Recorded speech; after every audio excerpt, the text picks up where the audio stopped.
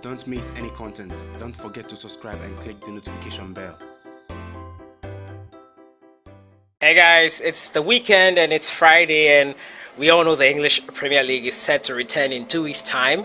The fixtures are out and so many other amazing, exciting things to talk about. Football is coming back. Football is our line of business, and for it to be coming back, we are all excited about that. But today I'm going to delve into the transfer of Ghanaian player Thomas Partey. If you've been following this channel, I've been looking deeply into that situation. I talked about interest from top European clubs. I also talked about interest from Manchester United and his interest in that Manchester United move. Sadiq Adams, a sports journalist, admitted as much. And I also talked about interest from Chelsea. Now, this week I spoke about him appointing his close friend Samuel Ziga as his PRO, and that was an indication that probably he would be going to Arsenal, since Samuel Ziga is an avid Arsenal fan. Today, I'm going to delve into the economics of the transfer of Thomas Partey to Arsenal. What would it take for the Ghanaian to finally land a deal in the English Premier League? Do Arsenal have to do something? With the coronavirus pandemic also hitting a lot of clubs hard in terms of finances, how will Arsenal finance this move? We'll be delving into that and so many other matters. As usual, if you're new to the channel, I'll advise you to subscribe to the channel and to click on the notification bell to get more updates. We'll also listen to Kevin Prince Boateng. He has said he will be the Muhammed Ali for United States, following a lot of racism issues that have been going on and so many protests going on in the United States. We'll listen to our Ghanaian midfielder. The transfer of Thomas Partey to Arsenal, what is it going to take? Now, the final 2 months, that's in June and July, hopefully all the 92 remaining Premier League fixtures will be completed, and Arsenal will start on the 17th of June. Their outstanding game is with Manchester City. They will play with Manchester City in the opening game of the return of football. Now, currently Arsenal are 8 points adrift of the top 4, which guarantees them a UEFA Champions League spot. But also they are 5 points adrift of 5th, where Manchester United currently sit, and Manchester United can at this moment qualify for Europe if the appeal from Manchester City fails. You all know the transfer issues that Manchester City faced, and FIFA placed an indefinite ban on them. Now, Manchester City could probably not be allowed to play in the UEFA Champions League next season, but all these issues will be ironed out later on. That is another scenario. Arsenal are 5 points, and City's UCL campaign is in jeopardy. That's for next season. Now, appeal hearing is yet to take place at the Court of Arbitration of Sport, and with that impending, it means Arsenal just need 5 points to qualify for the UEFA Champions League. Now, Arsenal desperately need Champions League qualifications. Now, the riches that are short from Champions League qualifications, we all know, is so much. Now, COVID-19, we all know the impact it has had on football. It has had a tremendous impact on our finances in football. Analysis by Arsenal Supporters Trust shows that the club currently are set for a loss of £19 million for a year ending May 2020. Now, prior to that, Arsenal had been on course for a small profit of £4 million. That change was down to Arsenal having to refund funds for the remaining 4 EPL home games, as well as a drop in commercial and retail revenue. Also, Arsenal could lose £144 million from the 2020-21 season. That's the upcoming season of games, if the games are played behind closed doors. We all know club revenue from fans, that's the gate proceeds, is a #1 source of revenue for most clubs. Even though they are going to be playing behind closed doors, it will hit a lot of clubs hard when they are not allowed to have fans in there. And with the coronavirus pandemic, we don't know when it will actually end. We don't know when a vaccine will be in place, but there are talks that a vaccine will be in place by December. So until then, if the players will have to be playing behind closed doors, a lot of money in terms of revenue will be lost by the clubs. Prior to the pandemic, however, Arsenal had been planning a busy summer. Now that can still happen, however, even with these financial issues, but it will be far more difficult. Now, Arsenal coach Mikel Arteta was quoted as saying he's planning for 2 or 3 different scenarios. Depending on one of these 3, we will be able to do more or less or nothing. We have to react daily. We don't know what the financial situation is going to be.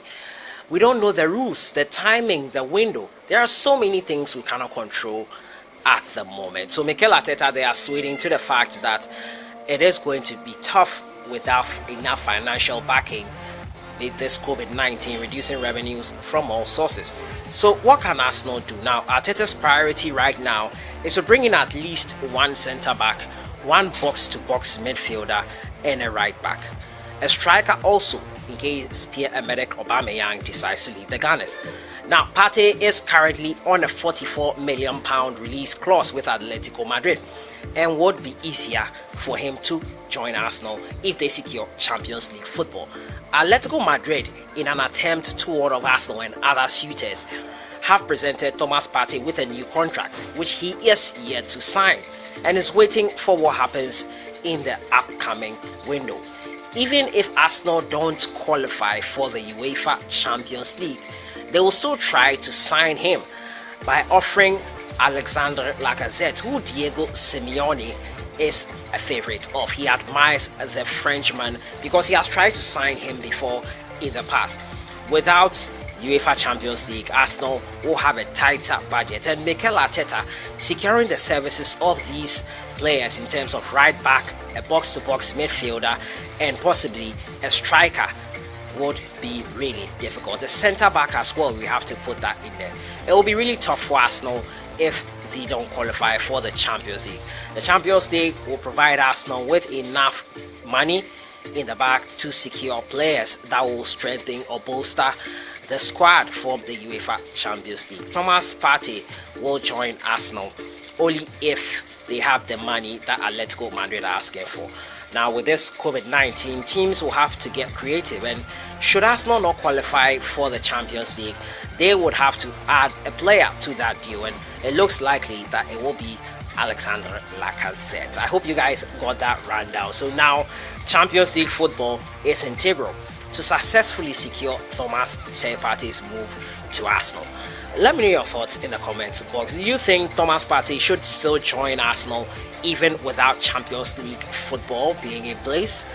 Your thoughts are welcome in the comments box. I've been breaking down to you what it will take for Thomas Partey to realistically join Arsenal. To my final story, it has to do with Kevin Prince Boateng. Now, Kevin Prince Boateng, we all know, has been an avid advocate for the racial issues that have been going on in the United States and in football as well.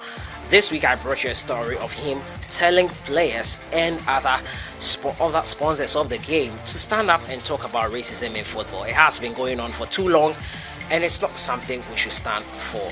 Racism in football is hurting the game, and he has promised to be the Muhammad Ali of sorts for football racism in America. We all know what is currently happening in America. George Floyd, who was murdered tragically, and so many protests going on in all 50 states. And Kevin Prince Boateng here saying that he is ready to fight and be the Muhammad Ali of racism in America. Now, I would be your Muhammad Ali. That is what Kevin Prince Boateng is saying. He said, it's a difficult situation. Other than being sad, I am angry. It just hurts always coming back to the same feeling. It's very difficult for me right now. Completing a potential move to the USA to play in the MLS wouldn't change a thing. I would be the same person. I would fight the same because I am numb now. It hurts me, but it doesn't touch me now. I am strong enough to deal with it. Maybe that would be the perfect thing for me to play there right now, to make a statement, to give something back, to show the people that I am on the front line, that I will be your front guy. I will be your Muhammad Ali. He always said, I'll be there. I am more than a boxer. I want to be more than a boxer. There are 100 players better than me, faster than me. I will fight for something bigger. If I change two minds, 3, 100, that's in my power. America, Germany, Italy, France, England. Everywhere there is racism. So it doesn't matter where I play. I always play for the right thing. Liverpool players recently stood on their knees in training in solidarity for Floyd when Borussia Dortmund player Jordan Sancho and Morocco international Achraf Hakimi wore shirts with inscriptions calling for justice for Floyd in their last Bundesliga game. He commented on that saying, "I saw Liverpool kneeling and that is a good start to show that they are with us." In general, what is football doing? Not a lot. An advert on television or a banner when the teams walk onto the pitch is not enough. It's always late, but it's never too late. We just have to wake up. There's always a change. We have to start to believe in what we are doing.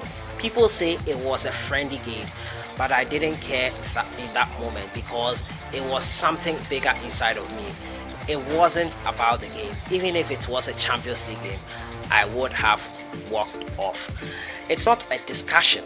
It's just if we are strong enough, if we really want to change something, we have to take big measures. Boateng, on loan at Besiktas from Fiorentina, has scored 2 goals in 6 months for the Turkish Superliga side. And you can see this is a really passionate topic for Kevin Prince Boateng on the issue of racism in football. It's hurting the game. We need to stand up and talk about it and make sure something happens. A change must happen. Your skin pigmentation does not make you superior to anyone in the world. So that has been it for today, breaking down how feasible it is for Thomas Partey to move to Arsenal. What will it take? Also, Kevin Prince Boateng is ready to be the fighter for America on the cause of racism. Let me know your thoughts in the comments box. I'll see you guys in the next one. Enjoy your day. Have a great weekend.